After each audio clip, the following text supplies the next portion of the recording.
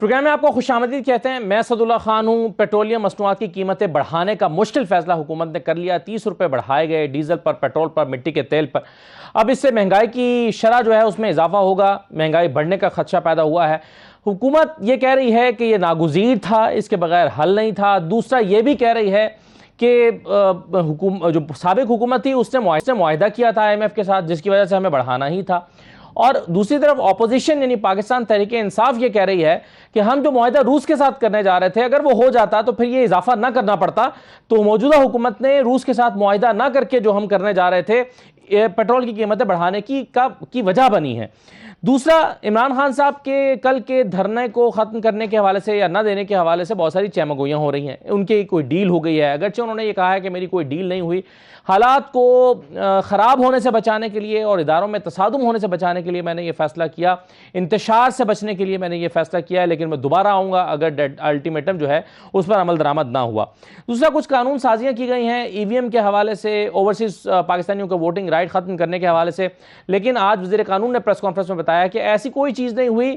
جو ترامیم کی گئی ہیں وہ کچھ اور ہیں. یہ کہنا کہ اوورسیز پاکستانیوں کو ووٹنگ رائٹ ختم کر دیا گیا ہے یہ درست نہیں ہے. اس پر آج انہوں نے کچھ گفتگو کی، لیکن حقائق کیا ہیں اس پر آج کے پروگرام میں ہم گفتگو کریں گے. میرے ساتھ علی پرویز ملک مسلم لیگ نون کے رہنما ہیں، MNA ہیں. بہت شکریہ صاحب، خوش آمدید. کمل شوذب صاحبہ مجھے جوائن کریں گی، پاکستان تحریک انصاف کے رہنما ہیں. اولیاء مقبول جان صاحب ہمارے ساتھ موجود ہیں، سینئر تجزیہ کار ہیں. اور GS صابری صاحب ہمارے ساتھ موجود ہیں، سابق سیکرٹری پیٹرولیم. میں تمام مہمانوں کو خوش آمدید کہتا ہوں. صابری صاحب، سب سے پہلے میں آپ سے ہی سوال کروں گا، اور سب سے پہلے تو اس کنفیوژن کا خاتمہ کر دیجئے یا یہ بات واضح کر دیں، کیونکہ بہت سارے لوگوں کے نزدیک ایک ڈیبیٹ ہے. یہ بتائیے کہ کیا واقعی اگر ہم روس کے ساتھ سستے تیل کا معاہدہ کر لیتے جو کہ سابق حکومت کرنے جا رہی تھی تو 30 روپے پیٹرول سستا ہوتا اور پیٹرول اور ڈیزل سستا ہوتا، اور آج جو قیمتیں بڑھائی ہیں یہ نہ بڑھانی پڑتی؟ آپ کو پاکستان تحریک انصاف کا یہ دعویٰ کتنا درست معلوم ہوتا ہے؟ جی وعلیکم السلام جی، بہت شکریہ. بس دیکھیں، ہمیں فیکٹ پہ جانا چاہیے کہ اگر کہیں سے بھی کوئی ہمیں چیز سستی ملتی ہے تو نیچرلی اس کا افیکٹ ہوتا ہے. اور پرائسز انکریز جو ہے نا کہ پرائس ایڈجسٹمنٹ پرائس انکریز کے حساب سے ہوتی ہے کہ جو آپ کی انپٹ کاسٹ اگر بڑھ رہی ہے. اگر وہ ڈیل ہو رہی تھی اور اگر وہ ہوتی تو شاید اس کی ضرورت نہ پڑتی. لیکن دیکھیں IMF کا لنک اور یہ کروڈ پرائس کا لنک الگ ہے. IMF جو کہتی ہے وہ یہ نہیں کہتی کہ بنایا they want to have a stability of the economy اور ایزی جو ہے ایکسس جو ہے اکانومی اسٹیبلٹی کے جی کا پرائس انکریز کر دیں.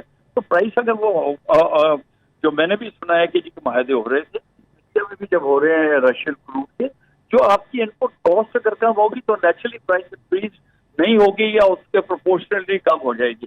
تو اس میں کوئی they are no two opinions. لیکن اب مجبوری ہے. لیکن صاحب وہ IMF کی تو کنڈیشن یہ ہوتی ہے نا، IMF کی خواہش یہ ہوتی ہے کہ جی آپ سبسڈی وڈرا کریں، آپ سبسڈی نہ دیں.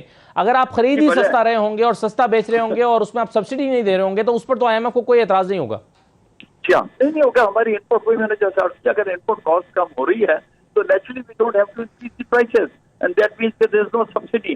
لیکن بات یہ کہ اگر انپٹ کاسٹ بھی کم ہو رہی تو ہمیں پرائسز جو بڑھانی ہیں وہ تو فیکٹس ہے، ریئلٹی آف لائف ہے جو بڑھایا ہے انہوں نے، اس میں کوئی وہ بات نہیں ہے. اور یہ بڑھتی رہیں گی پرائسز، کیونکہ یا تو یہ کہ ہمیں انپٹ کاسٹ کیسے کم ہو سکتی ہے؟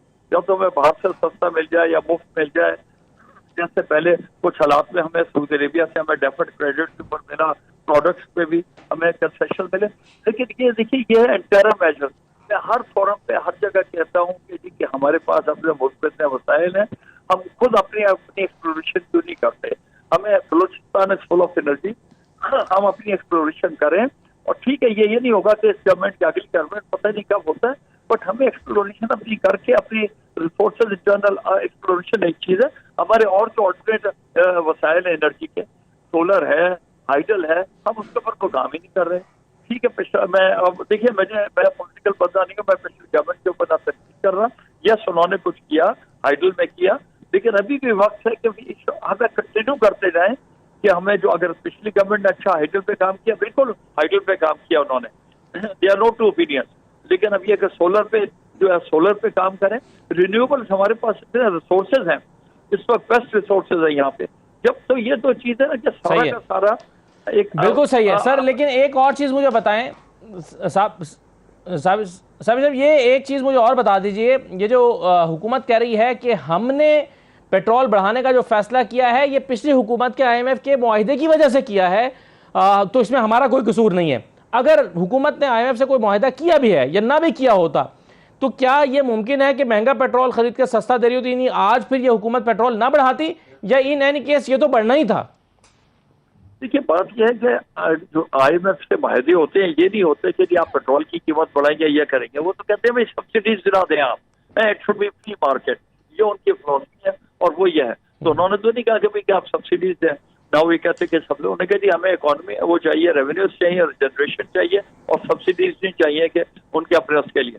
تو جو گورنمنٹ پہلی گورنمنٹ نے جو نہیں کیا وہ اس کے حساب سے، ان کے حساب سے وہ اپنی جگہ بالکل حق بجانب تھے کہ بھئی کہ ہم ان پٹ کاسٹ کم کر رہے ہیں۔ اور اس گورنمنٹ نے بھی دیکھیے I am not going to play a middle role, but اس گورنمنٹ نے بھی جو کیا کیونکہ they don't have the options and they were, مطلب ہے کہ ان کو مجبوری پرائسز بڑھانی تھی اور بڑھانی پڑی، اس لیے بڑھانی پڑی کہ وہ جو ہے سبسڈیز تبھی ختم ہوں گی کہ جب آپ کا جو ہے اس کا کاسٹ پاس تھرو نہیں ہوگی۔ یہ چیزیں ہیں۔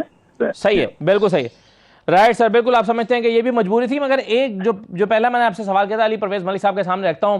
ملک صاحب، یہ جو روس کے ساتھ معاہدے تھے آپ اس کو کنٹینیو کرتے، اگر روس کے ساتھ ملاقات کر کے ان معاہدوں میں چلے جاتے اور تیل سستا خرید لیتے تو آپ کو یہ 30 روپے نہ بڑھانے پڑتے۔ پاکستان تحریک انصاف کا یہ دعویٰ ہے، مگر آپ وہ یہ سمجھتے ہیں، تحریک انصاف یہ سمجھتی ہے، مگر آپ روس کے پاس اس لیے نہیں گئے کہ آپ کو ڈر ہے کہ امریکہ ناراض ہو جائے گا۔ بسم اللہ الرحمن الرحیم، بہت شکریہ خان صاحب، آپ نے اپنے پروگرام میں یاد کیا۔ دیکھیں، میں آپ سے صرف گزارش یہ کروں گا، آپ ایک نہایت ہی انفارمڈ جرنلسٹ ہیں، ہمارے اوپر یہاں پہ ذمہ داری ہے کہ ہم اپنے ویورز کو ایجوکیٹ بھی کریں۔ یہاں پہ جو معیشت ہوتی ہے نا، یا کوئی بھی مملکت ہوتی ہے، وہ خواہشات کے اوپر یا آپ کے مفروضوں کے اوپر نہیں چل سکتی۔ گزارش اس طرح سے ہے کہ اگر میں ایک سیکنڈ کے لیے مان بھی لوں کہ رشیا ہمیں 30% سستا پیٹرول یا کروڈ آئل دینے کو تیار تھا، تو مجھے آپ اپنے دل پہ ہاتھ رکھ کے ذرا یہ بتائیے گا کہ عمران خان صاحب جب حکومت چھوڑ کے گئے ہیں یا جب ان کو نکالا گیا ہے تو کیا آپ کے خزانے کے پاس اتنے ڈالر موجود تھے کہ آپ IMF کو یا امریکہ کو منہ چڑھا کے آپ USSR سے یا رشیا سے جا کے آپ تیل خرید لیتے، کروڈ خرید لیتے؟ تو آپ کس خام خیالی کی دنیا میں رہ رہے ہیں اور کیوں اپنے لوگوں کو گمراہ کر رہے ہیں؟ کچھ تو ذمہ داری کا اظہار کریں نا۔ میں تو صرف اتنی آپ سے گزارش کر رہا ہوں۔ اب آ جائیں کہ IMF آپ سے کیا کہہ رہے ہیں اور آپ کو کیا یہ کرنا چاہیے تھا کہ نہیں کرنا چاہیے تھا۔ یہ بتائیں کہ یہ پیٹرول کی قیمتیں آپ کو صرف IMF کے ساتھ معاہدے کی وجہ سے بڑھانی پڑی ہیں، یا معاہدے کو آپ ایک سائڈ پہ رکھیں؟ مفتاح اسماعیل صاحب کہتے ہیں میں IMF کو دوش نہیں دیتا، یہ ان کے ورڈز ہیں، میں ان کو ذمہ دار نہیں ٹھہراتا، کوئی دنیا کا ملک مہنگا تیل خرید کے سستا نہیں بیچ سکتا۔ آپ اب یہ والا نیریٹو مانیں گے کہ جی IMF کے ساتھ PTI کے معاہدے کی وجہ سے بڑھانا پڑا یا مہنگا ہونے کی وجہ سے بڑھانا پڑا؟ دونوں میں سے ایک بات ہو سکتی ہے نا۔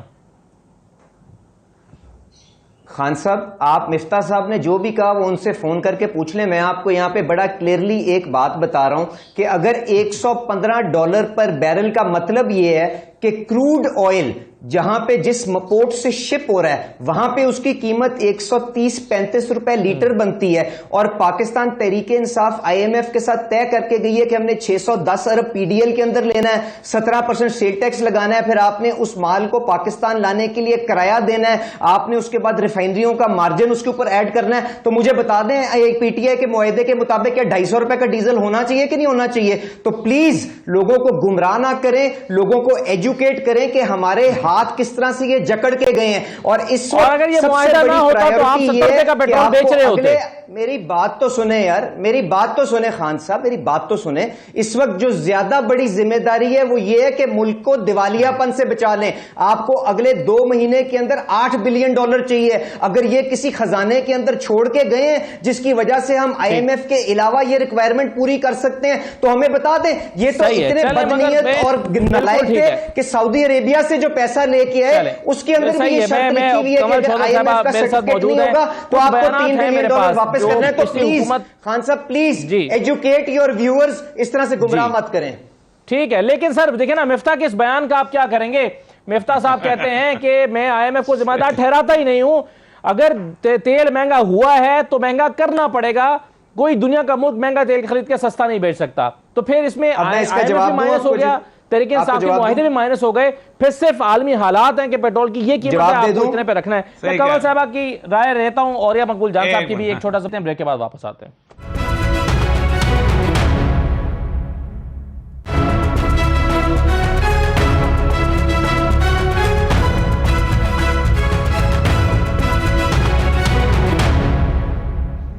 بریک کے بعد آپ کو دوبارہ خوش آمدید کہتے ہیں. مفتاح اسماعیل صاحب کا بیان ہے کہ کوئی شخص کیسے 137 روپے کا پیٹرول خرید سکتا ہے, لیکن آج وہ کہہ رہے ہیں کہ دنیا کا کوئی ملک مہنگا خرید کے سستا بیچ کیسے سکتا ہے. سنیے ذرا نون لیگ کے جو اہم رہنما ہیں, ماضی میں پیٹرولیم مصنوعات کی قیمتیں بڑھنے پر کیا کہتے رہے, سنیے. پیٹرول کی قیمت جو ہے جو موجودہ عالمی منڈی ہے اس کے حساب سے کسی طرح سے بھی 75 روپے سے زیادہ نہیں ہونی چاہیے. پاکستان میں جو آج مہنگائی آئی ہے وہ عمران خان کی پاور کی مہنگائی کرنے کی وجہ سے آئی ہے, گیس کی قیمتیں بڑھانے سے وجہ سے آئی ہے, پیٹرول کی قیمتیں بڑھانے کی وجہ سے آئی ہے. پیٹرول کا لیٹر ہے یہ 9 روپے بڑھ چکا ہے. اس سے بڑی ناکامی شاید تاریخ میں کسی حکومت کی نہ ہوئی ہو. 12 روپے فی لیٹر پیٹرول کی قیمت میں اضافہ پاکستان کے اندر ایک ریکارڈ اضافہ ہے. مہنگائی شروع ہوتی ہے پیٹرول اور ڈیزل کی قیمتوں کے اندر ہو شبہ اضافہ جو یہ کر رہے ہیں اس کی وجہ سے اس وقت 137 روپے کا لیٹر کون آدمی کس کی اس کی جیب میں اتنے پیسے ہیں کہ وہ خرید سکتا ہے. مسلم لیگ نون اور اپوزیشن پی ڈی ایم ایک پیسے کی بھی مزید پیٹرول کی قیمت بڑھانے کی اجازت حکومت کو نہیں دے گی. اور اب سنیے ذرا شوکت ترین صاحب جو ہیں وہ آئی ایم ایف کے پروگرام اور کنڈیشنز کے حوالے سے کیا کہہ رہے تھے, ذرا یہ بھی سنیے.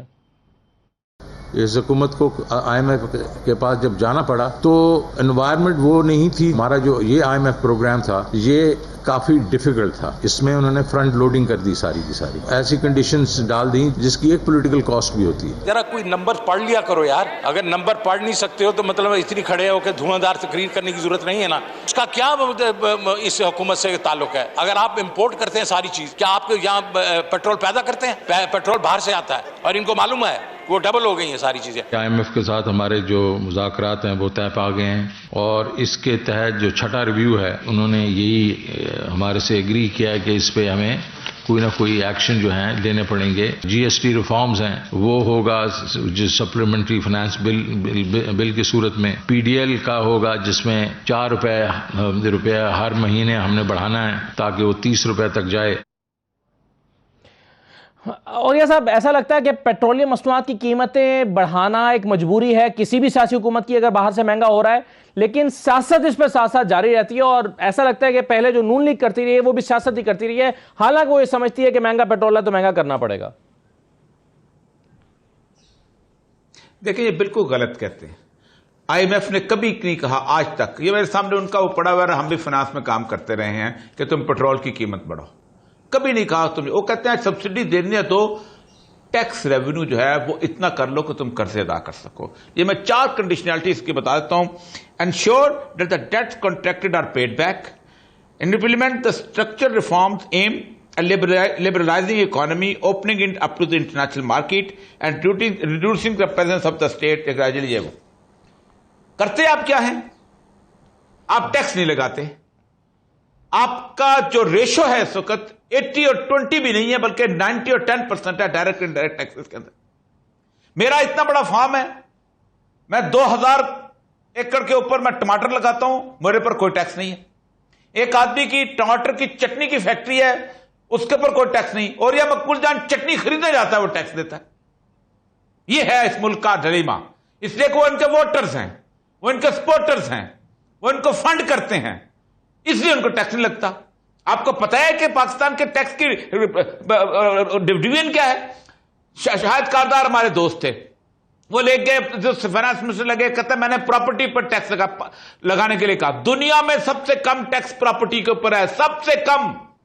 میں اگر ایک کنال کے اندر رہتا ہوں تو آپ اتنا ٹیکس بھی نہیں دیتا کہ جتنے سے 4 گلاس پانی آ جاتے ہیں.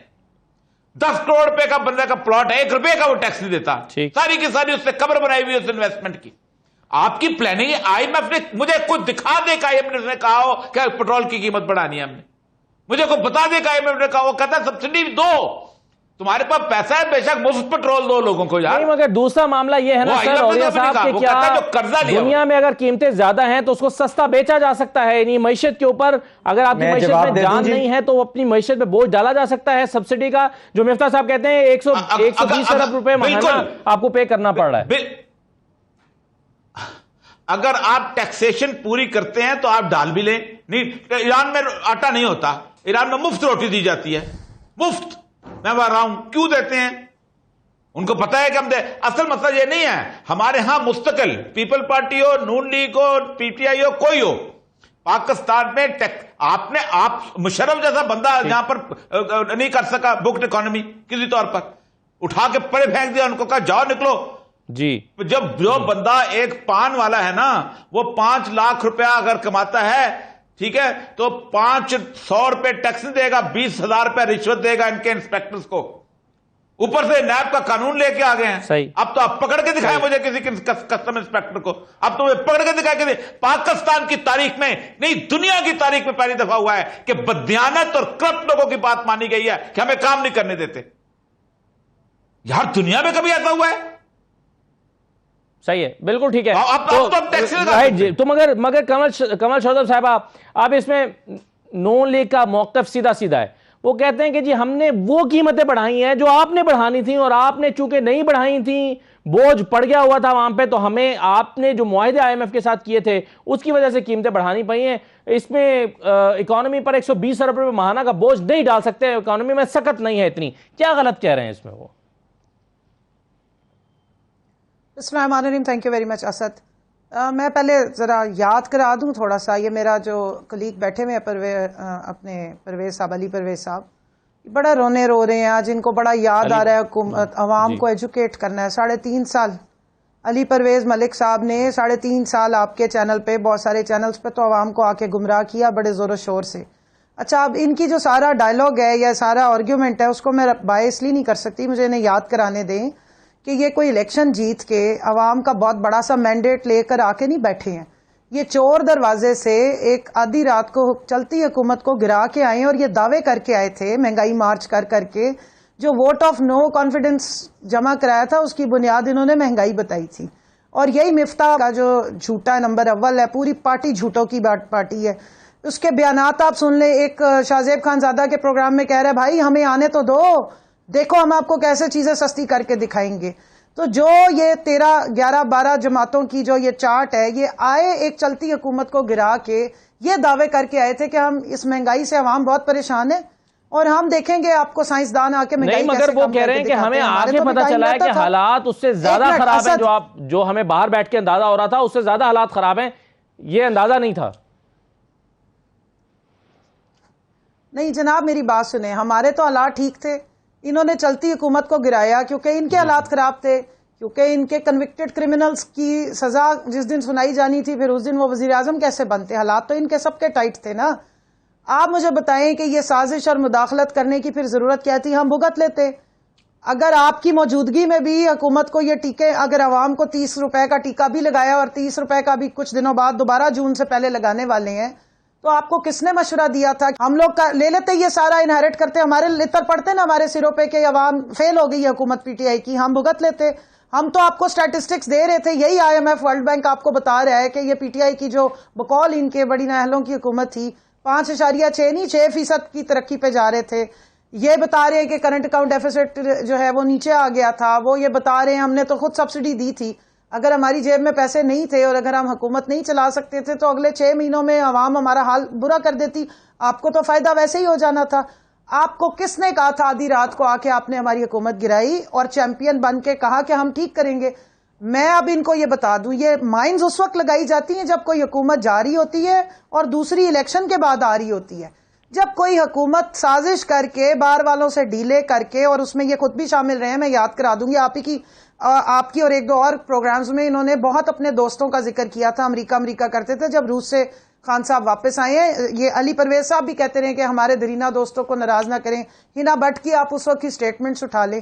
تو جب آپ سازشی ٹولہ یہ ساری سازش کر رہے تھے، آپ خود اسٹینڈنگ کمیٹی فائنانس کی میں بیٹھتے ہیں، آپ باقی سارے بھی اسمبلیوں میں بیٹھتے ہیں، آپ کو کیسے نہیں پتا تھا؟ اب تو آپ یہ مجھے نہیں کہہ سکتے، اسٹینڈنگ کمیٹی میں تو سارے بل آتے ہیں، ہر چیز سامنے آتی ہے، دودھ کا دودھ اور پانی کا پانی ہوتا ہے. پھر آپ نے دعوے کیسے کیے؟ پھر مجھے بتائیں کہ وہ مہنگائی مارچ جو 27 فروری کو لے کے بلاول چلا تھا اور 8 مارچ کو ختم کی تھی، اور اس کے بعد آپ کی جو محترمہ مینیکیور پیڈیکیور کرا کے چلی تھی وہ بڑا سا مہنگائی مارچ کا ٹرک لے کے، اور رات کے 3 بجے آ کے آپ لوگوں نے یہاں پر پوری جو اندھیرے میں مہنگائی کے خلاف تقریریں کی تھی. وہ جو جعلی وزیراعلی وہ روتا تھا بچوں کو دودھ نہیں مل رہا، اتنی مہنگائی ہو گئی، اب کیا ہوا ہے؟ تو آپ ان کی یہ جو یہ ٹیکسز، 1 منٹ اسد 1 منٹ، اب یہ سارے ڈرامے رونے دھونے ہم نہیں سننے والے. پوائنٹ یہ ہے کہ انہوں نے چلتی حکومت گرائی. ان کا ایجنڈا ہی یہی تھا اس سازش کا. پہلا حصہ یہ تھا کہ پاکستان کو معاشی بدحالی کا شکار کرنا ہے, اور دوسرا وہ تھا جو کل پرسوں انہوں نے کیا ہے کہ اس کے بعد یہاں پہ جو ہے وہ سول انریسٹ اور انارکی کریٹ کی جائے تاکہ سٹیزنز کو, عام عوام کو سبجیکٹ ٹو وائلنس کیا جائے, ان پہ بدترین امپوز کی جائے اور ملک کا بیڑا غرق ختم کر دیا. اس پر تو میں آپ سے جانتا ہوں ملک کا بیڑا غرق. پہلے آپ کے اور ایک چیز اور اسد, ایک چیز آخری, اس ملک میں آخری جملہ سن لیں, ان سے پوچھ لیں, اس کے ساتھ ہی ہے, اس ملک میں کوئی حکومت نہیں ہے اس وقت. اس ملک میں صرف ایک کٹ پتلی تماشا چل رہا ہے, اور اس ملک میں صرف اور صرف 2 جوکرز بٹھائے گئے ہیں ود کیبنٹ جو باہر جا کے سیرے کر رہی ہیں. اس ملک میں اس وقت صرف امپورٹڈ حکومت کا ایجنڈا مسلط ہے.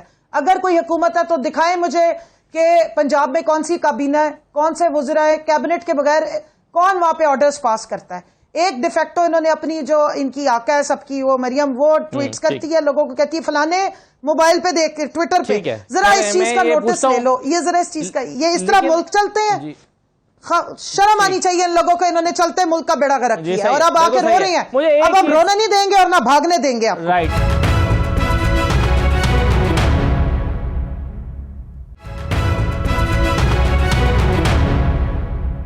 علی پرویز ملک صاحب, یہ بتائیں نا, یہ حکومت اس لیے گئی کہ اس نے بہت مہنگائی کر دی تھی, معیشت کو تباہ کیا. آپ اس لیے آئے کہ مہنگائی کی تھی, اور آپ اس لیے آئے کہ آپ مہنگائی کم کریں گے.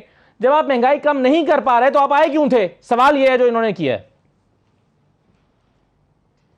خان صاحب, اب میری ذرا تسلی سے نا ذرا 2 منٹ دیجئے گا. میں اوریہ صاحب کے بھی اور میڈم کے بھی چند جو سوالات انہوں نے یہاں پہ اٹھائے نا اور لوگوں کو گمراہ کرنے کی کوشش کی, میں ان کی اصلاح کر دوں. پہلی بات تو یہ کہ میرا ایک ایک پروگرام, ایک ایک بیان, میں نے اسمبلی میں کیا بات کی, میں نے فائنانس کمیٹی میں کیا بات کی, وہ فیس بک کے اوپر موجود پڑا ہوا ہے میری پروفائل میں. یہ کوئی ایک جملہ مجھے لا کے دکھا دیں جس کے اوپر میں نے لوگوں کو گمراہ کرنے کی کوشش کی. اور جن بیانات کی طرف یہ اشارہ کر رہی ہیں نا کہ شاہد خاقان عباسی نے آ کے یہ کہا, دوسرے بندے نے آ کے یہ کہا, تو ان سے پوچھیں کہ آج حکومت نے کیا پیٹرول کے اوپر کوئی ٹیکس لگایا ہوا ہے کہ نہیں لگایا ہوا؟ اس وقت عمران خان کیا 30 روپے کا پی ڈی ایل لیتا تھا کہ نہیں لیتا تھا؟ اس وقت کیا 17% جنرل سیلز عمران خان کا نام لگا ہوا تھا؟ تو خام خواہ کے لیے لوگوں کو گمراہ مت کریں. اور دوسری بات یہ کہ تہذیب کے دائرے میں شاہد خاقان کا بتائیں. اگر میں بات کر لوں, یہ دیکھیں خان صاحب, مجھے فضول کی یہاں پہ بات نہیں کرنی ہے. خام خواہ جو جس قسم کی گفتگو کر رہی ہے نا, ان کو پہلے بتائیں کہ یہ جو کہہ رہی تھی. دیکھیں علی پرویز ملک صاحب, پوائنٹ یہ ہے نا, آپ ان کا پہلے مائک بند کر دیں تو میں جواب دے دوں, یا پھر ان کی کہانی سن لیں تو میں اس کے بعد خاموش ہو جاتا ہوں. خان صاحب پہلے بات یہ سنیں, دوسری چیز ان کو بتا دیں. دیکھیں دوسری بات یہ ہے کہ ان کو کہیں کہ تہذیب کے دائرے میں رہیں. اچھا اب آ جائیں جو اوریہ مقبول صاحب جان صاحب کہتے ہیں کہ 90% جو ہے وہ انڈائریکٹ ٹیکس ہے, 10% ڈائریکٹ ٹیکس ہے. تو مجھے کہیں ذرا یہ جا کے فیکٹس تو چیک کر لینا کہ جو پاکستان مسلم لیگ نواز نے جب ان کو حکومت دی تھی تو جو ڈائریکٹ ٹیکسیشن کا شیئر تھا وہ عمران خان جیسے قابل حکمران نے اس کو بہتر کیا تھا کہ بدتر کیا تھا, اور وہ آج بھی 90% نہیں ہے, میں آپ کو یہ بتا دوں. اور اب آ جائیں اچھی سبسڈی اور بری سبسڈی, اور جو یہ پوچھ رہے تھے کہ آئی ایم ایف منع نہیں کرتا, تو ان کو کہ جو شوکت ترین نے بجٹ دیا تھا وہ آئی ایم ایف نے اپروو کیا تھا کہ نہیں کیا تھا؟ اس کے اندر پی ڈی ایل کے اندر 610 ارب کی کلیکشن لکھی ہوئی ہے کہ نہیں لکھی ہوئی؟ مجھے دکھا دیں کہ 100 ارب روپے مہینے کی سبسڈی جو ہے پرائس ڈفرینشل کے اندر کہاں پہ لکھی ہوئی ہے؟ اور اب آ جائیں کہ جی اچھی سبسڈی کون سی ہے اور بری سبسڈی کون سی ہے.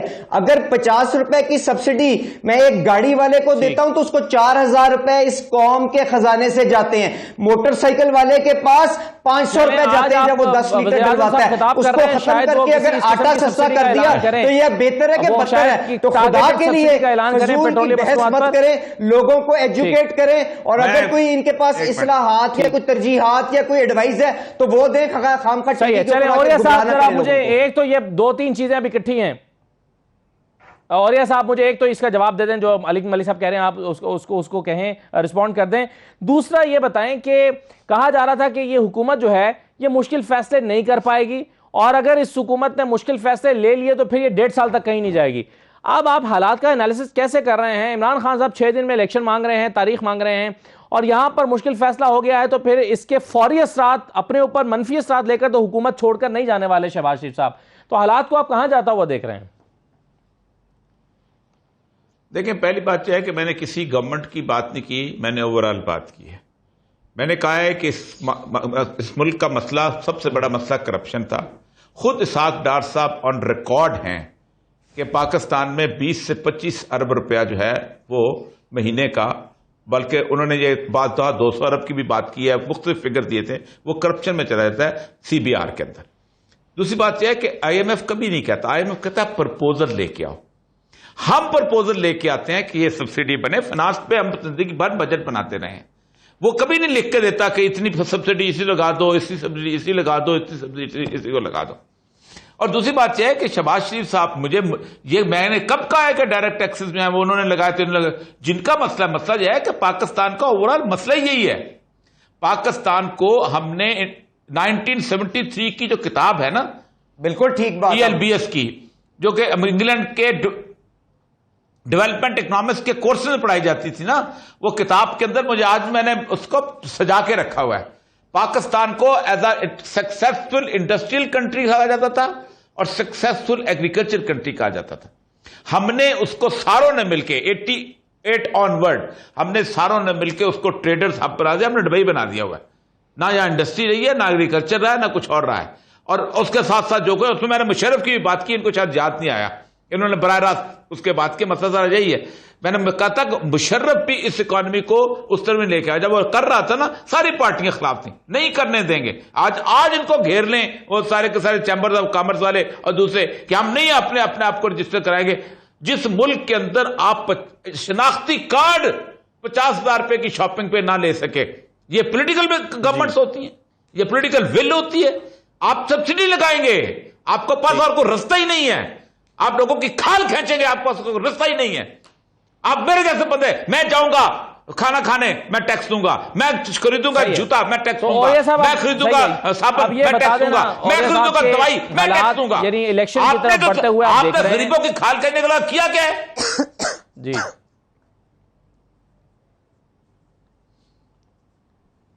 جی اچھا نہیں، میں ویسے کہہ رہا ہوں کہ انہوں نے مجھے کہہ دیتا غلط اعداد شمار. مجھے جھوٹ بولنے کی عادت نہیں ہے. میں نے اور میں کسی پارٹی کی بات نہیں کر رہا ہوں. جی چلیں، یہ تو اگلا سوال میرا آپ سے یہ تھا، اوریا صاحب میرا آپ سے سوال یہ تھا کہ حکومت کے بارے میں سمجھا جا رہا تھا یہ مشکل فیصلے نہیں لیں گے اور عوام کے پاس چلے جائیں گے. یہ PTI کے لوگوں کی اسسمنٹ تھی، کچھ اور لوگوں کی اسسمنٹ بھی تھی، کچھ خواجہ آصف صاحب کے بیانات بھی ایسے آ رہے تھے، کچھ مریم صاحبہ کے آئے تھے. اس سے تاثر یہی ملا تھا کہ مشکل فیصلے لینے کو ترجیح دیں گے عوام کے پاس جانے پر. آپ چونکہ انہوں نے مشکل فیصلے لے لیے ہیں تو کیا اب فوری طور پر یہ عوام کے پاس جائیں گے یا اب 1.5 سال انتظار کرنا پڑے گا PTI کو؟ نہیں، میرا خیال ہے کہ عوام کے پاس چلے جائیں گے. کچھ 2 بنیادی کام جو زرداری صاحب نے کروانے تھے وہ تو کروا لیے، وہ تو ہو گئے. ٹھیک ہے، اب وہ ایک الیکشن کا آ گیا، ایک نیب کا آ گیا، نیب کا آ گیا. اب اس کے بعد دیکھیں جتنی دیر بھی یہ لوگ رہیں گے نا، اتنی دیر عمران خان کی گورنمنٹ ان کے ذہنوں سے لوگوں کے وہم ہوتی چلے جائے گی، یہ سامنے فور فرنٹ پہ آ جائیں گے. اور اگر تو نون لیگ کے کیونکہ ظاہر بات ہے مجھے نہیں سمجھ آتی کہ یہ سٹیپ کس نے لیا تھا، یہ اثر کے وقت روزہ کس نے کھولا تھا، یہ خاص طور پہ دھکا کس نے دیا تھا، مجھے نہیں سمجھ آتی. لیکن مجھے لگتا یہ ہے کہ ایک سینس پرویل کر رہی ہے کہ جو کچھ عرصے کے بعد جتنا جا سکتے ہیں گورنمنٹ کے. ابھی تو وہ کہہ دیں گے نا جی عمران خان کی حکومت تھی، اس نے کیا ہے، ابھی تو 1 منٹ 1.5 منٹ کے بعد کہہ دیں گے. لیکن اگر زیادہ چل گیا اور اگر 1 سال چل گیا اور جو اس ملک کی نہ دینے اور واپس چلے جانے کے حوالے سے ابھی بھی چہمگوئیاں جاری ہیں. کچھ لوگ یہ سمجھتے ہیں کمل صاحبہ، کچھ لوگ سمجھتے ہیں کہ ان کے پاس دھرنا دینے کے لیے مطلوبہ تعداد پوری نہیں تھی. کچھ لوگ یہ سمجھتے ہیں کہ عمران خان صاحب جو ہیں انہوں نے کوئی ڈیل کر لی ہے. حقیقت کیا ہے، کیوں وہ چھوڑ کر چلے گئے؟ ایک بریک لیتے ہیں، بریک کے بعد اگرچہ اس کی وضاحت خود عمران خان نے بھی آج کی ہے لیکن اس کے باوجود چہمگوئیاں اور مختلف طرح کی تھیوریز جو ہیں وہ چل رہی ہیں. ایک بریک لے لیتے ہیں، بریک کے بعد واپس آتے ہیں.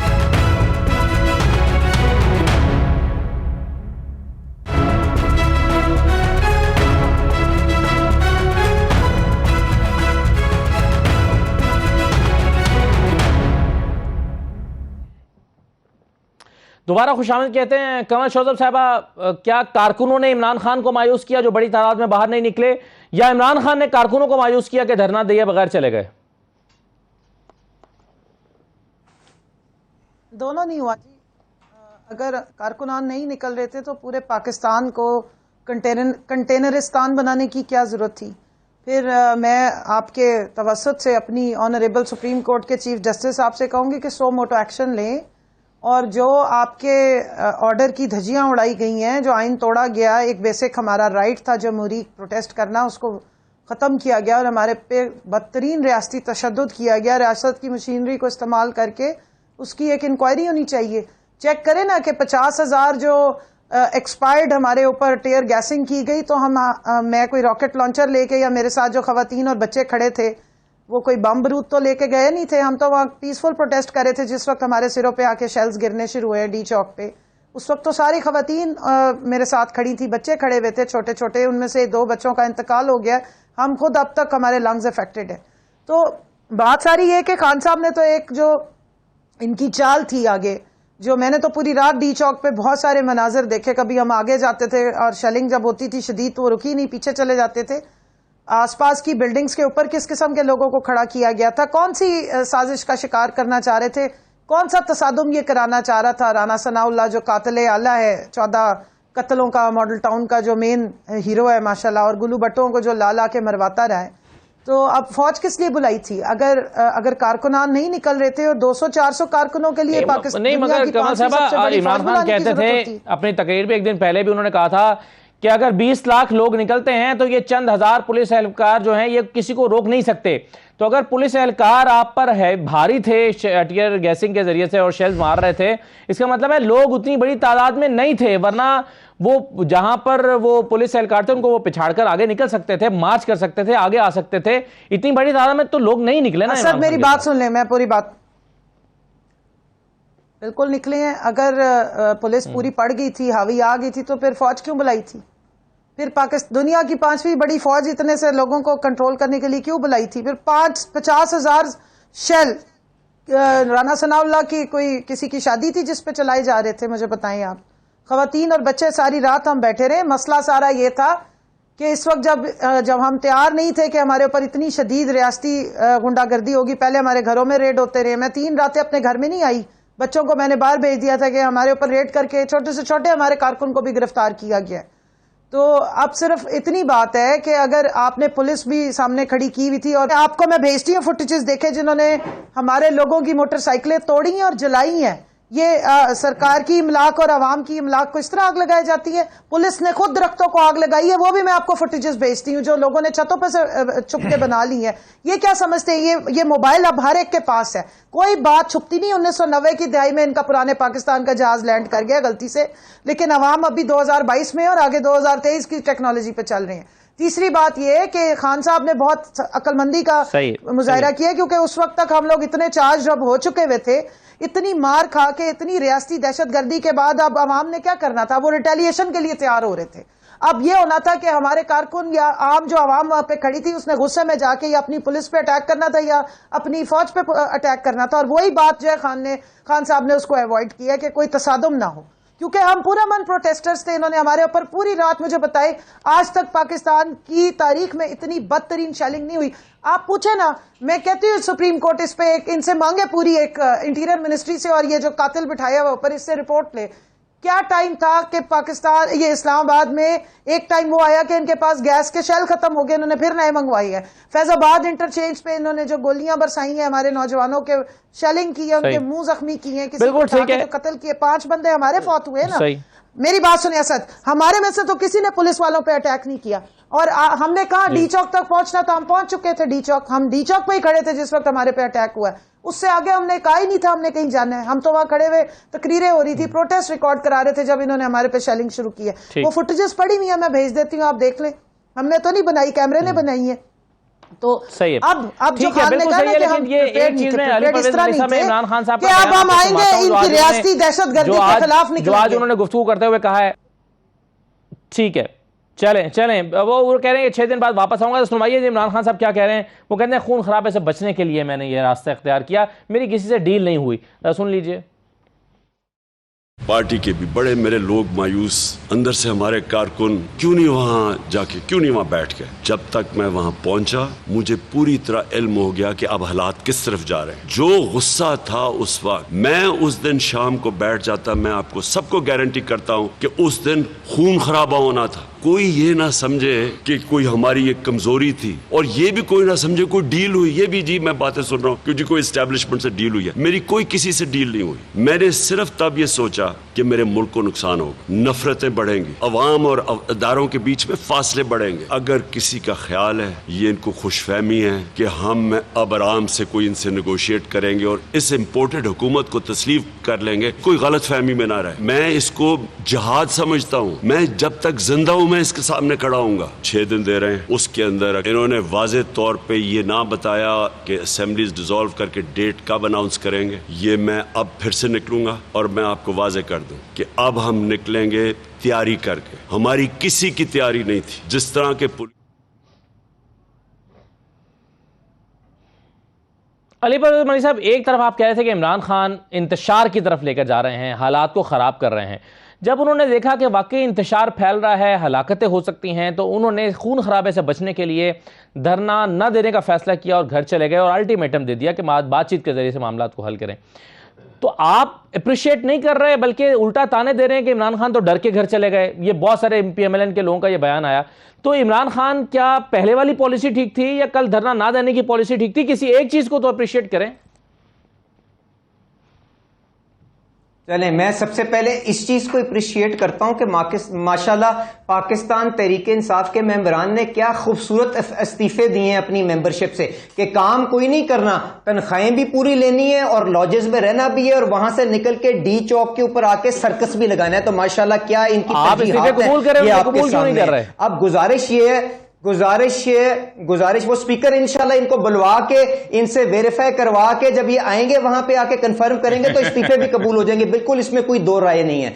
अच्छा, गुजारिश इस तरह से है कि लाहौर के अंदर लिख के वेरीफाई करके शहीद हुआ कि नहीं शहीद हुआ, वहां पे मैंने उसका जनाजा पढ़ा। मेरी मां के हल्के के अंदर वो कांस्टेबल रहता था। मुझे बताएं पाकिस्तान तहरीक इंसाफ की नीयत क्या सबके सामने नहीं आ गई? क्या करना चाहते थे वो? जिस किस्म का असला इनके लीडरान के घरों से पुलिस ने बाजियाब करवाया है, तो उसके बाद मुझे बताएं आपको इनकी नीयत के बारे में नहीं पता चल गया? उसके बाद इनका जो ट्रैक रिकॉर्ड है, जब 126 दिन का इन्होंने सर्कस पहले भी डी चौक पे लगाया था तो पीटीवी के साथ इन्होंने दावा क्या बोला था कि नहीं बोला था? उसके बाद सुप्रीम कोर्ट के ऊपर जाके गंदे कपड़े सुखाने के लिए लगाए थे कि नहीं लगाए थे? उसके बाद हुंडी की तरगीब दी थी कि नहीं दी थी? तो यहां पे आके इनका ट्रैक रिकॉर्ड भी, इनकी नीयत भी सामने थी। इसलिए रियासत के इदारों ने जो अपनी अव्वलीन जिम्मेदारी होती है माल का तहफ़्फ़ुज़, जान का तहफ़्फ़ुज़ करना, उसकी अच्छे अंदाज में उन्होंने करने की कोशिश की। अगर उसके अंदर किसी को चोट लगी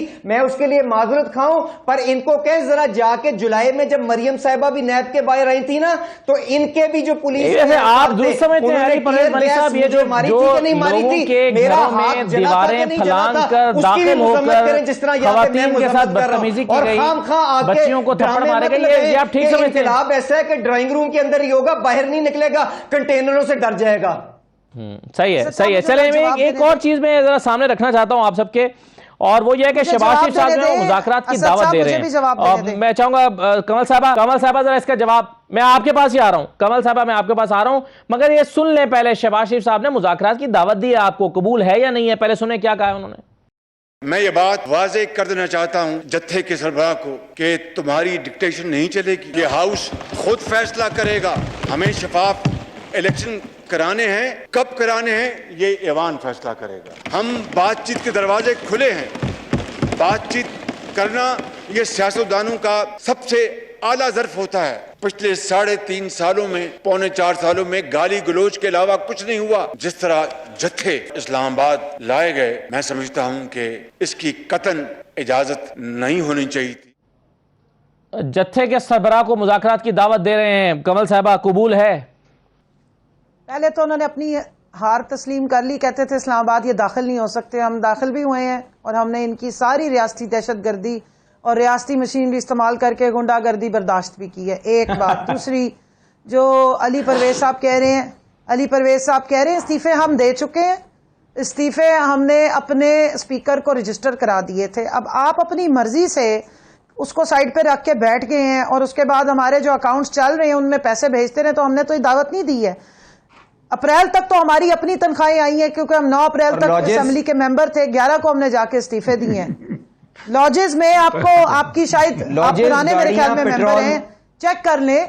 3 مہینے گاڑیاں کس نے لی ہیں؟ نہ گاڑیاں لے رہے ہیں نہ پیٹرول لے رہے ہیں. کم اتنا جھوٹ بولا کرے جتنا ہزم ہو جائے. ویسے تو آپ کی پارٹی ساری جھوٹوں کی. چلے اسد تیسری صاحب بات یہ جا کے شہباز چیک شریف کریں صاحب کہ تو پی خود ٹی آئی کرائم کے ممبرز منسٹر کے ہیں. پاس گاڑیاں خود ہیں کرائم کہ نہیں منسٹر ہیں, ہیں. پیٹرول اویل کر رہے ہیں کہ نہیں کر رہے ہیں, لاجز کا قبضہ ہے کہ مجھے نہیں بات ہے, کرنے اور دینا علی تنخواہیں پرویز صاحب. لے رہی ہے. آپ نے پوری اسمبلی پہ قبضہ کر لیا, پوری ریاست. بھائی مجھے بات کرنے دیں, بات کرنے دیں. آپ لوگوں نے جتنے دندنا کے جھوٹ بولنے ہیں, جتنے ڈرامے کرنے کا لیے, اس کرائم منسٹر کی اتنی اوقات نہیں ہے کہ یہ لوگوں کو بلا سکے بات چیت کرنے. جو شخص کہتا ہے کہ پیٹرول کی قیمت بڑھانے کے لیے سمری نیشنل سیکیورٹی کمیٹی سے اپروو ہوگی تب ہماری جو ہے ہم سیدھے کھڑے ہو کے جا کے اس ربڑ سٹیمپ اسمبلی میں کھڑے ہو کے باتیں کریں گے. انہوں نے مذاکرات کرنے ہیں.